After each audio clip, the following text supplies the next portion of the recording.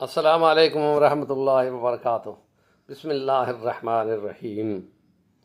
کرامن کاتبین یعلمون ما تفعلون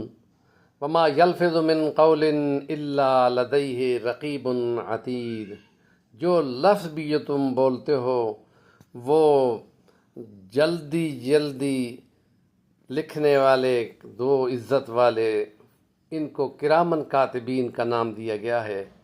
اور وہ فوراً لکھ لیتے ہیں۔ دائیں والا نیکی لکھتا ہے اور بائیں والا جو برائی کی جائے اس کو وہ لکھتا ہے، اور ان کو بتا دیا گیا ہے کہ انسان نے یہ کام نیکی کے کرنے ہیں اور یہ کام برائی کے کرنے ہیں۔ لیکن جس وقت کے مسلمان درود پاک پڑھتا ہے نبی کریم صلی اللہ علیہ وسلم پر،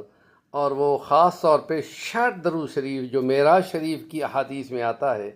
کہ اے جبرائیل یہ تیرے ساتھ کون ہے؟ کہا محمد صلی اللہ علیہ وسلم۔ جو صلی اللہ علیہ وسلم 60 ترین درود ہے، وہ جس وقت ایک درود پڑھا جاتا ہے تو قرآن کا یہ فیصلہ ہے کہ جو ایک نیکی کرتا ہے ہم اس کو کم سے کم 10 نیکیاں دیتے ہیں، اور درود شریف کی یہ فضیلت ہے کہ 10 درجے بلند ہوتے ہیں، 10 نیکیاں لکھی جاتی ہیں اور 10 گناہ معاف ہوتے ہیں۔ تو بائیں ہاتھ والا فرشتہ جو گناہ لکھے ہوتے ہیں ان کو مٹانے لگ جاتا ہے،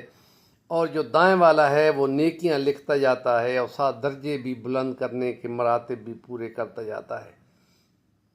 درود شریف کی یہ برکت ہے کہ نبی پاک نے فرمایا کہ تو یہ کر، اور بہتر ہے کہ تو زیادہ سے زیادہ درود پڑھ، اور جمعے والے دن کہا گیا ہے کہ زیادہ سے زیادہ درود شریف پڑھو، اور مفسرین کے نزدیک کم سے کم 400 بار درود شریف ضرور پڑھنا چاہیے، اور اس سے یہ ہوگا کہ تمہاری عزت و مرتبت بھی بڑھے گی، تمہاری نیکیاں بھی لکھی جائیں گی، اور ایک کی کم سے کم 10، اور جتنا خلوص سے پڑھا سمجھا جائے گا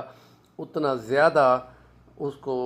ثواب نیکی لکھی جائے گی، اور گناہ ساتھ الگ مٹائے جائیں گے۔ اس طریقے سے یہ درود شریف کی برکت ہے کہ دونوں کندھوں کے فرشتے بیک وقت مصروف عمل ہو جاتے ہیں، ورنہ تو ایک نیکی لکھتا ہے اور دوسرا برائی کی جائے تو برائی لکھتا ہے۔ اور یہ درود شریف کی فضیلت احادیث مبارکہ سے ثابت ہے، اور ہمارا چینل ہے صفی الوانی، ضرور سبسکرائب کریں، اور کام کی بات کا کمنٹ دیں گے تو اس پر بھی انشاءاللہ آپ کو ضرور ثواب ملے گا۔ فارورڈ کریں گے تو اتنا برابر ثواب ملے گا جو بیان کرنے والا کر کے لیتا ہے۔